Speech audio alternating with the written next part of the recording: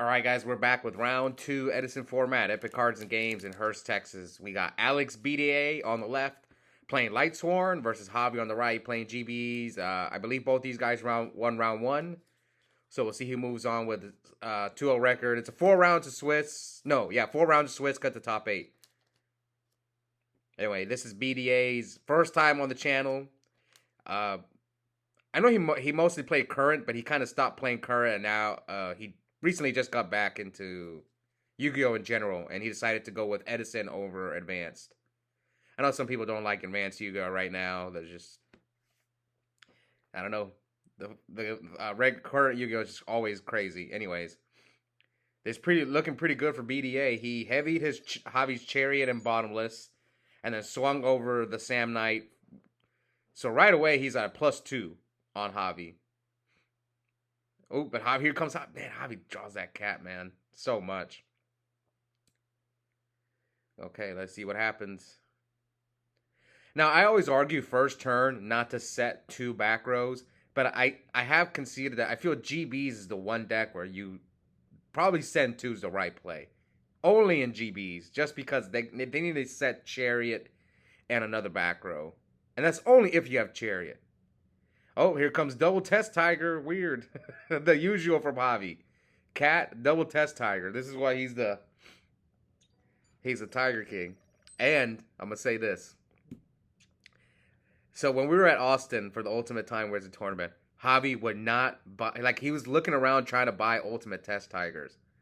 And I think one of the reasons he hesitated is because he draws those commons a lot. That's my guess now. Anyway, so does he go for Herc and set the Chariot? Javi's playing against Lightsworn, and Javi himself ran Lightsworns for a long time. He played a couple YCS with his deck, so he knows that deck really well. So he probably knows how bad a Herc Chariot hurts Lightsworn. It's like last round we had Los playing against X-Sabers, and I said the same thing. Los played X-Sabers for a long time. So sometimes when you play a deck that you know really well, it's like, you know its weaknesses, so you know how to really hurt it. I'm trying to think if there's a deck. Like me when I play against Frogs. Like, I know that deck really well since I played it for so long. Same thing with Vayu. Now that I'm a little more experienced with Vayu.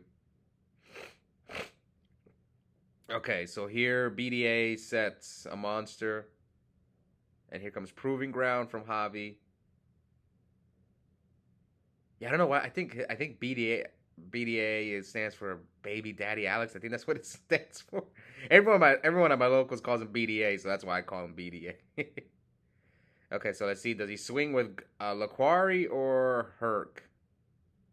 So he swings with Laquari into a Raiko, and Javi uses the War Chariot. Hits BDA for 3,000, so we're at 4678. So no gores from BDA. And now does he recycle the Chariot? Yeah, that's what I figured. So we're at 4678. What can BDA do? He can does he have 4 Lightsworns? Can he drop JD and crash into the Herc? I don't think he has 4. He has Jane, Raiko. Will he fan out his graveyard? Probably set another Raiko there or Necrogardener. Maybe Plague. Man, it looked like BDA was off to a hot start. +2 right off the bat, but then Javi with the cat into Double Test Tiger. So here comes Laquari. Swings with Laquari. It is a Sangan. Will Javi bother using the Chariot? He didn't have to. Oh, but that's game. Unless he plays Battle Fader, but then you just Chariot the Battle Fader. Yeah, so that's game. All right, so Javi takes a quick game 1. Man, that was crazy. I thought BDA was going to win that game just off with such a huge early lead. All right, game 2. BDA sets a back row and passes. Javi sets a monster, sets a back row.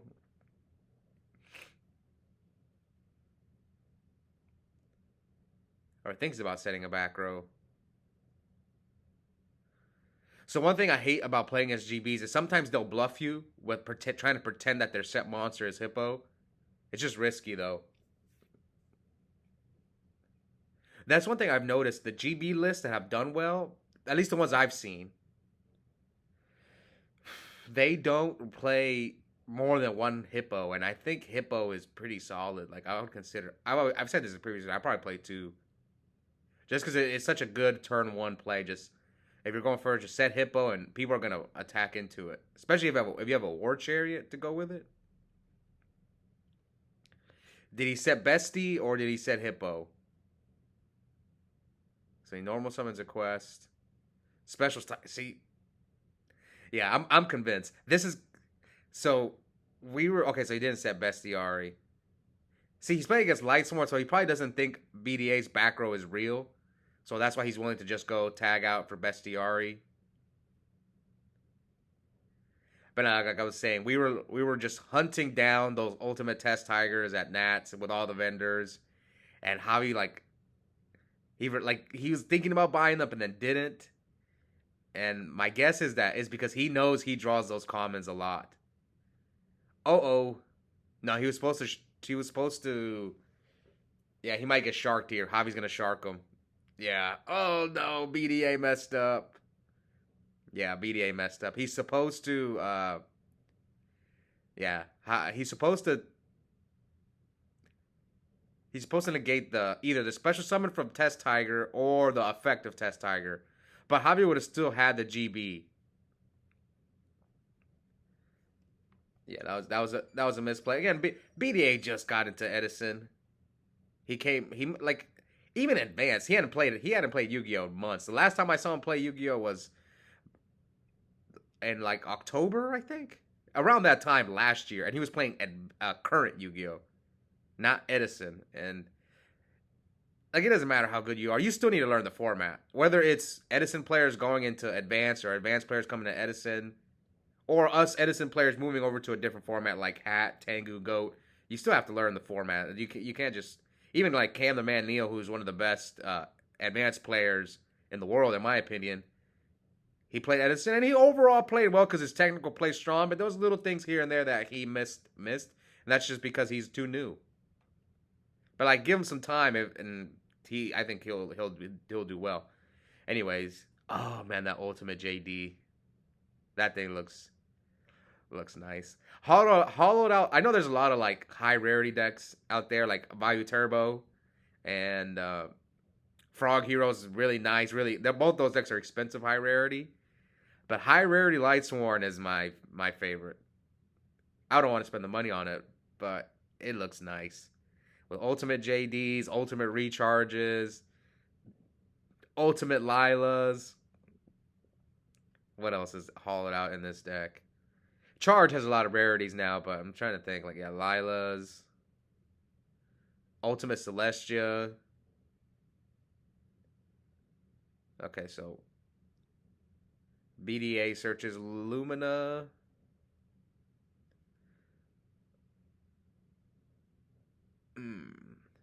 How does BDA get out of this?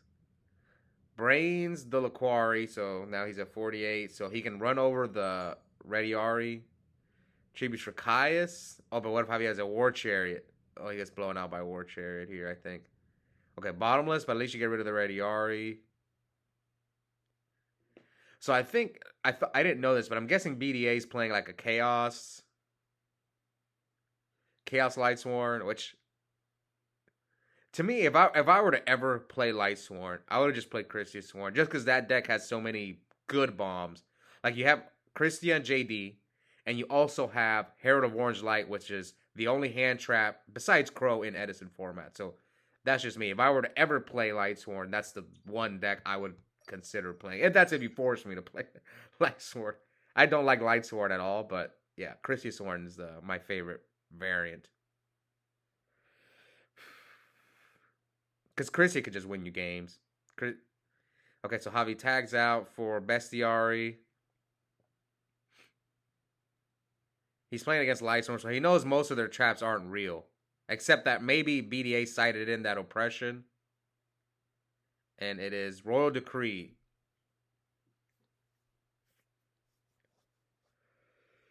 So Javi passes. He's got probably all monsters in hand. Let's see if BDA can run over. So Lumina, Effect, Pitch, Aaron. Grabs Lila. Ooh, Javi with the Crow. Okay, so now he can run over the Lumina thanks to Crow. And Phase Mill Gale. Yeah, he's definitely playing Chaos and Honest.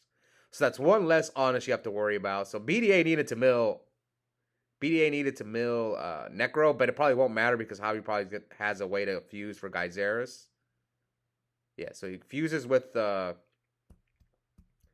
Sekitor. Geyseris pop the Lumina, pop the second Decree. So that leaves BDA at 800, and let's see what Javi will tag out for.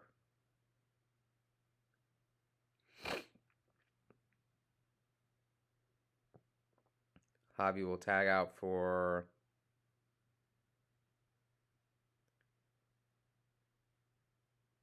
Huh.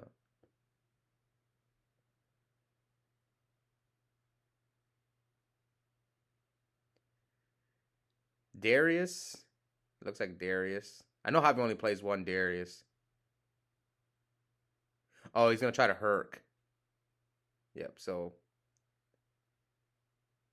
His one Rediari is gone. There was no other choice. I think, yeah, there was nothing else. He's just going to Herc. BDA's left with one card in hand. So Javi's probably thinking, if in case you draw like a solo recharge play, I'm going to negate it with Herc. So he has no Chariot. I wonder how many Lightsworns are in his name. Oh, no. Special summon Chaos Sorcerer. Banish the Herc. But BDA is at 800. So how will Javi passes? Oh, no. Gores. I know Javi runs Gores. Does he have it? Oh, that sucks. I wonder if BDA could have played around Gores there. Probably not. Maybe he just doesn't attack.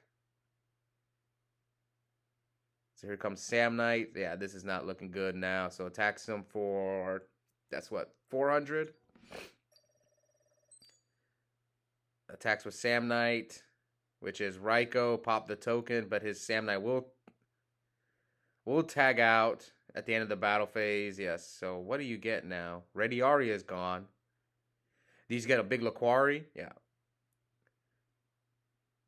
Does BDA have 4 names? He's got Raiko, Lumina, I believe, and